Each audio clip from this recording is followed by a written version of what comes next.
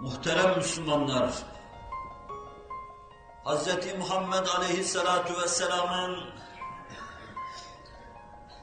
insanlık için gönderilmesinin mühim gayelerinden bir tanesi, Allah'ın rızası istikametinde bir beşeri teşekkül, bir beşeri tekebbündür.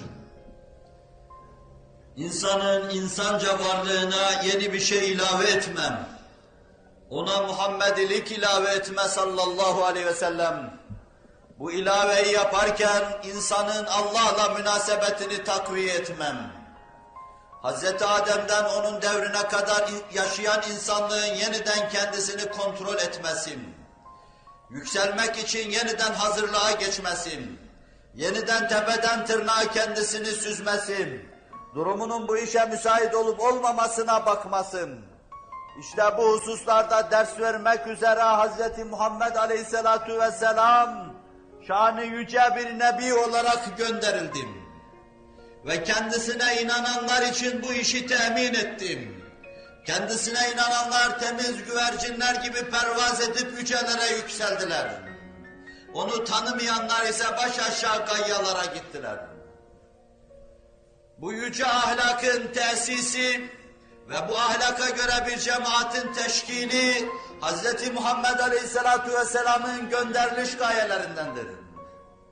Onun içindir ki onun ümmeti içinde bu ahlakı tesis etmem ve bu ahlakla cemiye cemaat teşkil etmem, ailelerin manevi havasını bu ahlaka göre tesis etmem, onun ümmetinin fertlerinden her birlerinin derdi, davası, ideali olmalıdır. Her fert bu mevzuda kendine çeki düzen verecek, kendinden istenen şeyi yerine getirmeye çalışacak, o ahlak-ı aliyenin rasih ve huy haline gelmesi için lazım gelen şeyleri yapacaktır. Ahlak-ı aliye terdatla içimize girecek, edep haline gelecektir. Temrinlerle onu topluluğumuza mal edebileceğiz, yolundan birisi bu. Bir hekimin reçetede bize beyan ettiği şeylere uyuyor gibi. Acı da gelse, tatlı da gelse, bize anlatılan şeyleri tekrar yaşayacak ve şurasını katiyen hatırdan çıkarmayacağız. Pek çoklarında küfür bir alışkanlığın muktezası, bir itiyat olarak mevcudiyetini devam ettirdiği gibi, pek çoklarında da iman ve imana müteallik âli ahlak, alışkanlıklar neticesinde, itiyatlar neticesinde mevcudiyetini devam ettirmektedir. Bizde ahlak rasih huy haline gelecek ve artık hiçbir hadise onu söküp atamayacaktır. Bunu ilerideki derslerde size arz edeceğim. Ahlakı ruhumuza yerleştirme yollarından bir tanesi dostu ve muhiti seçmem. Muhit ders vermede, iyide de, kötüde de çok müessirdir. Kitaplar kadar müessirdir, muallimler kadar müessirdir, mektepler kadar müessirdir.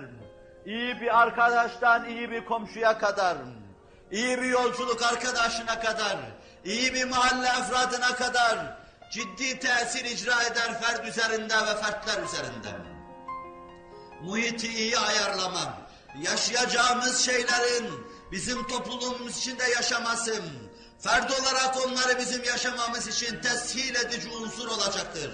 Kolaylaştırıcı bir rükün olarak vazife yapacaktır. Kötülerle beraber düşüp kalkma isem, adeta yılana musallat olmuşuz gibi bizi alıp baş aşağı Sadi'nin ifadesiyle "Yar better negir taya bi cehim." Kötü arkadaş insanı cehenneme çeker götürür. Kötü arkadaştan, kötü ve şerir komşudan, kötü muhitten, kötü atmosferden içtinab edeceksin. O nispette ahlak-ı aliye yaşama imkanını bulacaksın. Dönecek, üzerinde duracak, ariz ve amik arz etmeye çalışacağım ileriden. Ve diğer ve çok mühim bir faktör, insanda ihsan şuurunun ve ihsan ruhunun gelişmesi ki, benim serlevha ettiğim hadis-i şerifin birinci cümlesi olduğu için onu evveliyette ele almayı düşünüyorum. İhsan ruh ve ihsan şuurunun insanda geliştirilmesi. Şu ayatı tekviniyenin şerha ferdin önüne serilmesin. Kitab-ı Kebir-i kainatı herkese okutturma yolunun bulunmasın. Ve her yerde hazır ve nazır olan Hazreti Allah'a fertlerin inanır hale getirilmesi hususun. Ve böylece iman, İslam ve ihsan, şuur ve sırrının insanda tecelli etmesin. İnsan kötülüklere karşı kendisini gemlemiş olacak. Fenalıklara karşı da sahaya kamçı olacak. Şevkini artıracak, kamçılayacak o şevk kamçısına indirecek ve pervaz edecek yukarılara doğru. Arşiyeler çizecek, Hz. Muhammed Aleyhisselatü Vesselam'ın arkasından yerini almaya çalışacaktır. Resul-i Ekrem'in bize getirdiği şeylerin gönüllerimize saygı bulmasın. Onları kabul edip yaşamamız, içimizde ihsan sırrının zuhur etmesine vabestedir. Allah'ı görüyor gibi ona kulluk yapmam. Siz onu görmeseniz dahi her hutbeyi bitirdiğimiz söz bu. O sizi görüyor ya. İşte bu sırrı ruhunda yaşamam.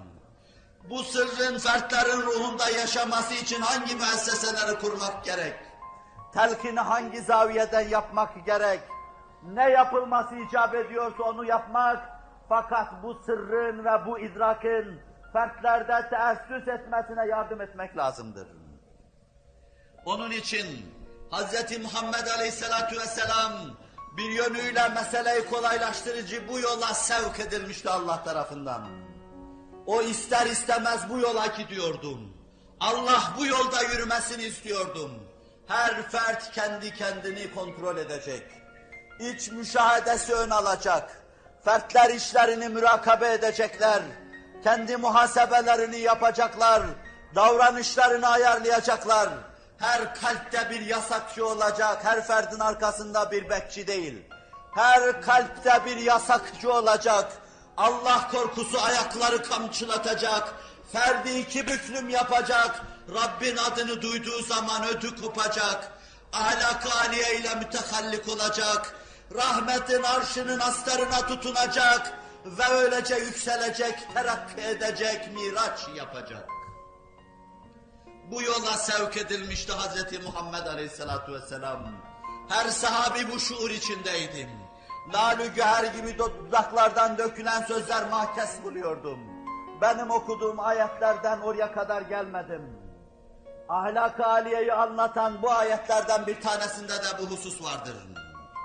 وَالَّذ۪ينَ اِذَا ذُكِّرُوا بِآيَاتِ رَبِّهِمْ لَمْ يَخِرُّوا عَلَيْهِ السُّمَّا وَاُمْيَانًا Rabbin ayetleri yanında zikredildiği zaman körler ve sağırlar gibi yan gelip yatmaz.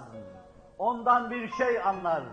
Onlar vicdanda bir ürperti meydana getirir. Sair canlılar gibi değil bir gönül taşıdığını idrak ettirir ona. Kur'an bunu anlatıyor. Her sahabi bu işe baştan hazırmış gibi teşne bulunuyordu. Her sahabi bu ruhla meşbu bulunuyordu. Kendi kendini kontrol ediyor ve haklarında gelecek şeylerden tir tir titriyordu. O meclisten içeriye girelim. Karşımıza çıkacak bir iki tablodan İhsan sırrının ve şuurun nasıl geliştiğini beraber görmeye çalışalım. Her sahabide o hava vardı, meçhullerden gidelim. Allah Resulü sallallahu aleyhi ve sellem Ya eyyühellezine amenu ku enfusakum ve ehlikum nara ve kuduhan nasu vel hicara aleyha melaiketun gıladun şidadun la ya'sunallaha ma emerahum ve yef'alune ma yu'merun ayeti kerimesini okuyordum. Birdenbire meclisi lerzeye getirecek bir hey sesi duyuldu. Ve biraz sonra orada Cebrail belirmiştim. Soruyordum. Ya Muhammed sallallahu aleyhi ve sellem Allah'ın selamı var. Şu haykıran adama sorun ne diye haykırdım. O ise yerde helecan ve heyecanlar içinde can çekişiyordu. Resul-i Ekrem sallallahu aleyhi ve sellem ayat-ı beyinat okudum, Allah korkusundan haykırdı, höykürdüm. Kendisini yere attı ve can çekişiyor. Bu vaka veya başka bir vaka. Böyle bir ayet yanında tilavet edilen birisi yine bir meçhul. Bir Allah deyip Resul-i Ekrem'in yanında yıkıldım. Resul-i Ekrem şöyle diyordu. Cehhizu sahibekum Sahibiniz için kalkın kefen hazırlayın, işi bitiktir onun diyordu. Bir başka defasında Resul-i Ekrem'den bir ayet duydum. Ayet duydu da evinden dışarıya çıkamadım. Ne zaman huzuru Resulullah'a gelmeyi düşünse ayaklarının bağı çözülüyor ve yıkılıyordum. Evinde kaldım günlerce.